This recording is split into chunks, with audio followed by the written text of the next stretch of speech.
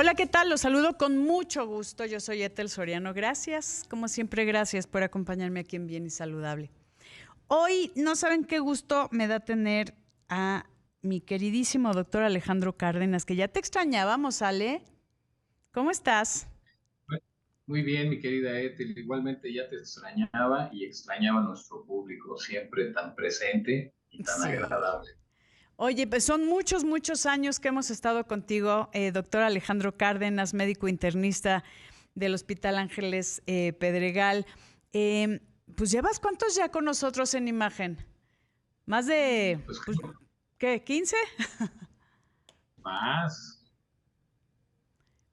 yo creo que prácticamente desde que empezó la radiodifusora he estado yo presente de alguna manera en algunas entrevistas. Ajá, te escucho. Sí, te decía que prácticamente desde que inició el programa he estado presente de alguna manera con las entrevistas. Así es, pero ya mira, cumplimos 19 años el miércoles pasado, cosa que nos da mucho orgullo, y de compartir contigo y con otros tantos especialistas, querido Ale. Y hoy el tema me gusta mucho el que elegiste, que es los factores de riesgo y cómo nos enferman, porque muchas veces hablamos de factores de riesgo y no entendemos qué significa eso.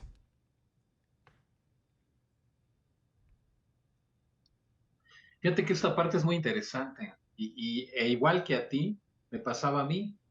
Cuando iba a hablar de factores de riesgo y luego las complicaciones de los factores de riesgo, me Ujú. sorprendía y me preguntaba cuál era el mecanismo a través del cual estos factores de riesgo iban a influir precisamente en la calidad de salud de las personas y me di a la tarea de investigar qué era exactamente lo que sucedía y es muy interesante, ¿no?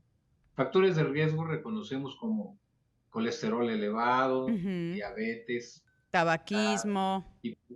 hipertensión arterial, tabaquismo, estrés, vida sedentaria.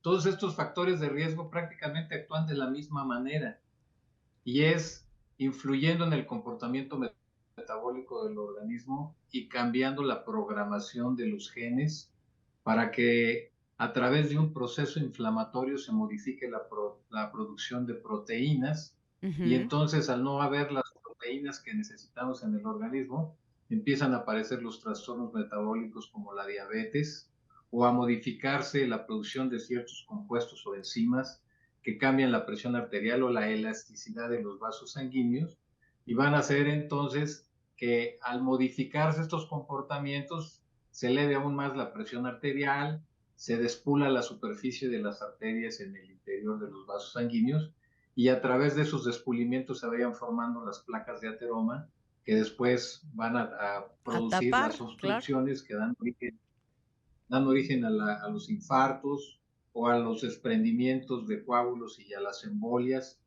o a las enfermedades vasculares cerebrales. O sea, sabemos que el 85% de la población occidental muere prácticamente de lo mismo, de enfermedades Sí. cardiovasculares. Y la parte interesante es si identificamos los factores de riesgo y hacemos cosas muy sencillas como comer adecuadamente y hacer actividad física, muy probablemente podamos abatir las cifras de lo que estamos viendo que es una debacle actualmente. Más de 100,000 personas mueren al año en México por complicaciones de la Dime una diabetes. cosa, Ale, Entonces, ¿qué no es es? cualquier cosa. No, no es cualquier cosa, pero algo que me llama la atención es como, ¿por qué no mucha gente, digo, no entiende la importancia de comer bien, ¿no? Esto como, si no comes bien es un factor de riesgo, ¿no? Si tienes sobrepeso es un factor de riesgo, pero ¿por qué? ¿Qué pasa tú como médico internista que eres como el pediatra, pero de los adultos, que lo hemos hablado, ¿no? La función del médico internista. ¿Qué nos hace falta como adultos, como personas con cierta madurez y cierta inteligencia, entender que eso nos puede matar? Así de simple, o sea, así tan drástico. Entendemos que hay una información genética, pero ¿qué pasa con todo lo que hay, la epigenética, que es todo lo que hay alrededor, y que lo hemos hablado también contigo ya desde hace muchos años, pero ¿por qué no sigue valiendo?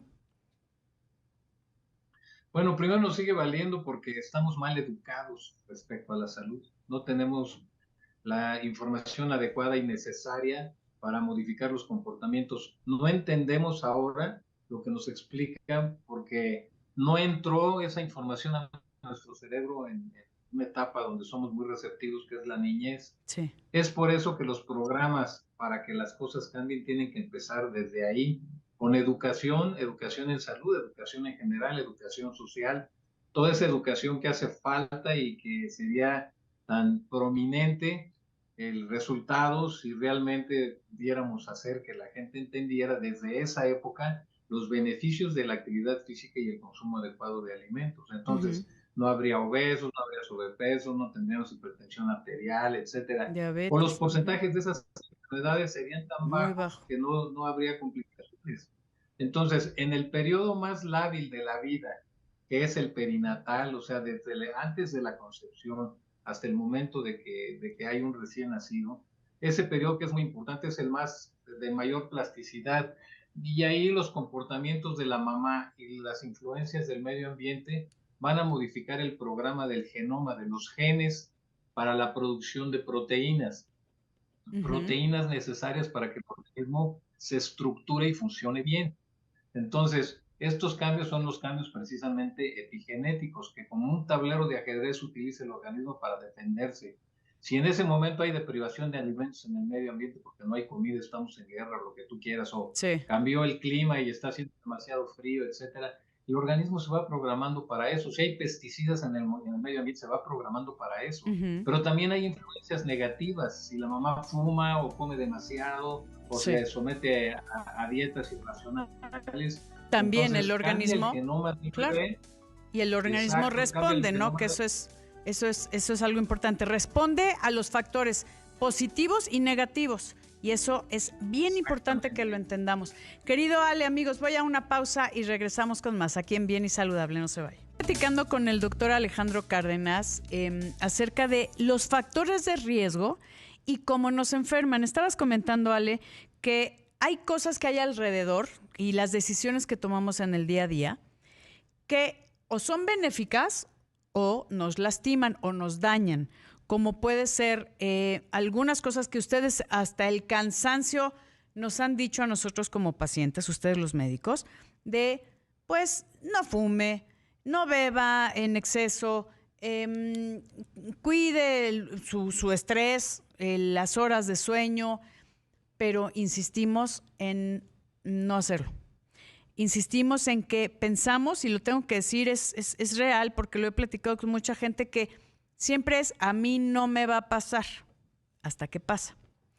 Y yo creo que sí es algo que debemos de tomar muy en cuenta. Coma bien y no comemos bien y comemos muchas grasas y tenemos sobrepeso. Y no voy a hablar de el tema de los lípidos en sangre, de la resistencia a la insulina, que también se va dando, que es como un círculo vicioso, podría llamarlo, Ale. Estamos hablando de las cosas del día a día. Así es.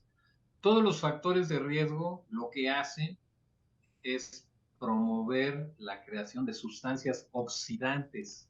Ya ves que existen los Sí. antioxidantes que son muy populares y que todo el mundo los quiere consumir. Bueno, existen las sustancias oxidantes muy asociadas a los factores de riesgo. Entonces, estas sustancias oxidantes cambian los grados de actividades bioquímicas de la sangre, las acideces, y detonan que se presente el proceso inflamatorio, y ese proceso inflamatorio es el que va a promover todos los cambios que vemos negativos en el interior del organismo. Estos cambios en el periodo perinatal, por ejemplo, pueden quedar implantados en los genes de un niño o de una niña y Sí. prevalecer hasta por 4 generaciones. No, bueno. Entonces, tenemos que entender que los cambios epigenéticos, aunque no modifican la estructura del DNA, sí se pueden quedar ahí implantados. Y entonces tenemos generaciones de familias diabéticas por malos hábitos que creen que su diabetes es genética y que por eso son diabéticos. Y no se dan cuenta que es porque no hacen actividad física, porque comen demasiado, porque consumen demasiada grasa y porque no han entendido lo que les hemos tratado de explicar, ¿no? Que cuando tú comes de manera irracional, como si estuvieras disparando en la feria del tiro al blanco a los muñequitos que tienes Sí. enfrente.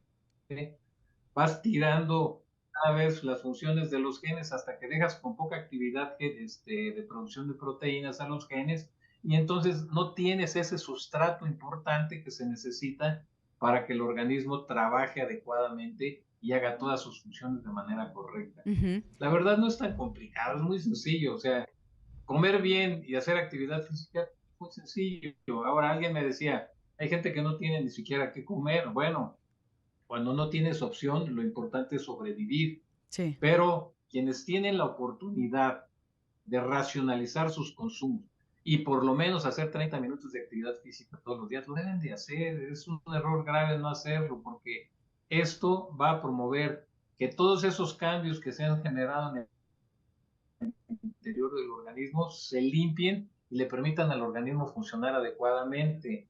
Ahora, cuando tú vas a tener un hijo, te conviene prepararte para ese momento con actividad física y una buena alimentación. 3 meses es suficiente para limpiar los genes y ya no le estarías heredando cambios epigenéticos importantes a ese bebé. Y si lo cuidas cuando se está gestando y después de que nacen los primeros 30 días, igualmente la plasticidad que tiene el genoma en ese momento se va a proteger, y entonces le estás dando una herramienta muy valiosa a ese bebé, y Sí. es tener un genoma limpio que le permite enfrentar la vida de mucho mejor manera. Si se le tiene que quedar implantado genéticamente que va a hacer mucho frío y entonces va a depositar grasa por debajo de la piel, etcétera, Ujú. será adecuado, es lo correcto, ¿sí? Si hay deprivación de alimentos, si no hay suficiente alimento en el medio ambiente y eso lo resintió la mamá y se lo pasó al bebé, y el bebé va a nacer en un medio con restricciones de alimentación, está bien, eso es adecuado Se va a ir adaptando. y se Ujú. puede ir corrigiendo con el paso del tiempo. Pero actualmente vivimos en una sociedad promotora de consumos de alimento. Consumimos una cantidad de calorías que no necesitamos, es espeluznante, de verdad. Yo creo que todos nos damos cuenta. Te puedes servir un plato gigante de comida y lo ves y dices, no me lo voy a comer, y cuando acordaste ya te lo acabaste, Sí. ¿no? Entonces, lo primero que hay que hacer es racionalizar los consumos. Esa es la parte, creo que más importante y la que hay que entender. Si no racionalizamos el consumo de alimento, vamos a producir sustancias oxidantes. Esas sustancias oxidantes, inflamación, esa inflamación, cambios epigenéticos, eso cambios en la producción de proteínas, eso cambios en el metabolismo, y luego ya vienen las enfermedades, la aterosclerosis, las enfermedades Todo. cardiovasculares, los infartos, las embolias, la diabetes, y bueno, una pérdida de calidad de vida realmente que pues no vale la pena, porque hay gente que a los 50, 60 años ya se está infartando. Sí. Fíjate que hay, lo decías, hay personas que traen como toda esta generación de diabetes, vamos a hablar algo muy común, que dicen, es que yo ya empecé con diabetes, entonces ya para qué me cuido, o sea, ya como para qué hago cambios si yo ya traigo la enfermedad. Entonces se quedan con eso. Tal vez van a decir, bueno, me voy a controlar un poco, pero como ya estoy enfermo, pues ya no me importa tanto. Bueno, si hay un paciente que se porta mal, es el diabético. La mayoría de los pacientes diabéticos, como es una enfermedad que no tiene manifestaciones abruptas, muy agudas frecuentemente, salvo Sí, cuando se te baja el azúcar o claro, se sube demasiado, pasan demasiado tiempo sin contacto con esta realidad de que algo les está pasando en el interior del organismo y no se dan cuenta, y viven como si no tuvieran la enfermedad y comen como si no tuvieran la enfermedad, y después cuando quieren regresar a reandar el camino no se puede, no es tan fácil. Claro, siempre en el momento que retomes las cosas puedes hacer algo, pero entre más tempranamente lo hagas claro. será mejor, y así pues entonces habrá más oportunidades de no estar lleno de oxidantes en el interior de tu organismo, que te están cambiando pues las posibilidades de vivir en buenas condiciones. Estoy de acuerdo. Y algo bien importante que me gustaría que comentáramos, Ale, es la gente se acostumbra a tener una polifarmacia. O sea, prefieren llenarse de medicamentos a estar viendo qué los está haciendo consumir tanto medicamento. Y eso es preocupante. Y así pasa mucha gente en polifarmacia en vez de empezar a cambiar sus hábitos, como dices, empezar a ver qué me está haciendo daño, por qué tengo tal síntoma, y que muchas veces está en nuestras decisiones, en nuestros factores de riesgo y en nuestros hábitos del día a día. Entonces, también es algo para que se queden pensando en cómo están manejando su vida y qué quieren en relación al futuro, a mediano, corto y largo plazo, como sea, y eso ya va a depender de ustedes. Queridos amigos, vamos a una pausa. Querido Ale, ahora regresamos contigo y volvemos aquí en Bien y Saludable. Le doy las redes, Ethel Soriano en Instagram y Facebook, siempre dispuesta a escuchar la necesidad de temas y que a todos los expertos que quieran que les traigamos, nosotros estamos aquí por ustedes y para ustedes. Vamos a una pausa y volvemos. Con Ethel Soriano, la voz más saludable de México.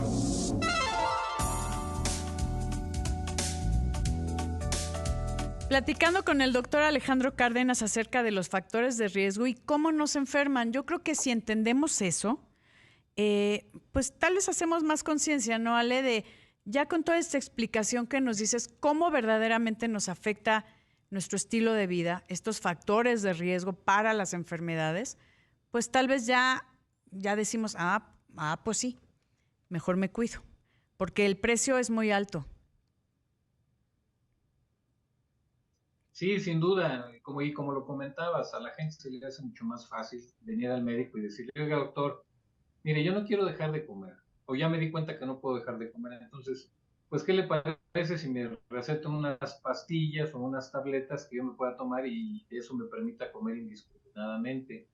Y entonces eso es lo que hacen, no porque se los recomendemos, nosotros siempre les decimos que tienen que comer bien y que este medicamento les va a ayudar a ser más eficiente el organismo, pero les cuesta mucho trabajo entender. Recordemos que el organismo es un laboratorio gigantesco de alta eficiencia con instrumentos de tecnología de punta de alta calidad, pero al paso del tiempo, oxidándolo por el interior, vamos destruyendo cada una de las estructuras y las funciones a expensas de modificar el genoma y hacemos que el laboratorio se descomponga. Y una vez que se descompone, ya es muy difícil regresar hacia como se encontraba anteriormente. Imposible realmente. Podemos lograr cosas siempre y cuando seamos constantes con el cuidado, pero definitivamente no hay vuelta atrás. Es muy importante que entendamos que el cuidarnos de manera adecuada a través de realizar actividad física y comer lo mejor posible que se pueda es el principal recurso que tenemos. ¿Y qué creen? Cuesta poco. No cuesta más caro comer bien que comer mal, cuesta más caro comer mal. Sí. Y caminar 30 minutos diariamente lo pueden hacer en su casa, en la banqueta, en el parque, donde quieran, en la escalera de su trabajo, donde sea. Y esto les va a reeditar beneficios incalculables a corto y a mediano plazo y también a largo plazo. Y ustedes podrán ver los resultados al paso del tiempo. Les va a cambiar el prospecto de vida para siempre. Exercise is medicine, ¿no? Tú que ejercicio es medicina, que tú estás muy, muy allegado a esto, que la gente cuando dices haga ejercicio piensa que se tiene que inscribir a un gimnasio y hacer 1 hora de pesas y correr un maratón. Así, tal cual. ¿Qué nos recomiendas en nuestro día a día? 15 minutos de gimnasia, 30 minutos de caminata, 15 minutos de estiramientos y listo, estamos... 15 minutos de gimnasia, ¿a qué te refieres con gimnasia? ¿El típico de levanta los brazos, así como en la escuela?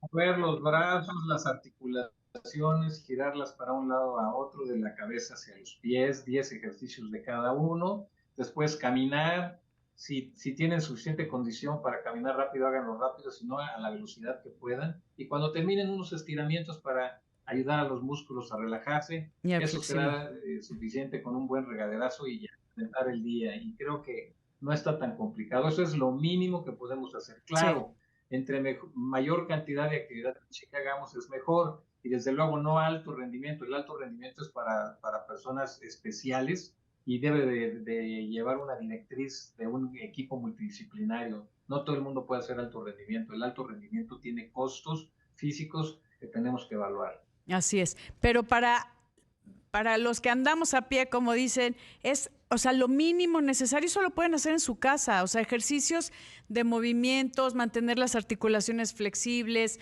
la elasticidad, caminar, poner a trabajar tu corazón un poquito más. Con eso estamos hablando de que lo mínimo lo puede hacer cualquier persona, ¿no, Ale? Que eso es algo importante. Y en relación a la comida, nos queda un minutito, Ale. ¿Qué es comer bien para ti? Mira, nada más respecto a lo anterior. Cada paso que des, y apréndanselo bien, cada paso que den le suma segundos a su vida. Cada paso que den le suma segundos a su vida, sin importar Wow, cuántos sean. sí. Y respecto a la alimentación, bueno, pues todos conocemos los grupos de alimento principales: semillas naturales, frutas, verduras, carnes, que tenemos de diferente tipo, de pescado, de pollo, de res. Sardinas, Si hasta tienes lo de que sea. cerdo nada más, todo lo que tengas disponible de proteínas lo puedes consumir, siempre dentro de una racionalidad, y tomar en cuenta el tipo de actividad que tenemos, porque yo paso mucho tiempo sentado y aunque voy al gimnasio o voy a caminar, no siempre gasto toda la energía que voy a consumir. Entonces, tratar de ser racionales con el consumo de alimentos. Suficiente agua al día, aproximadamente 1.5-2 litros diarios de agua natural o de... Y tan sencillo. Empiece con eso. Empiece con eso. Querido doctor Alejandro Cárdenas, como siempre, un gusto verte. Me encanta y esperemos tenerte aquí mucho más seguido. Gracias. Imagen presentó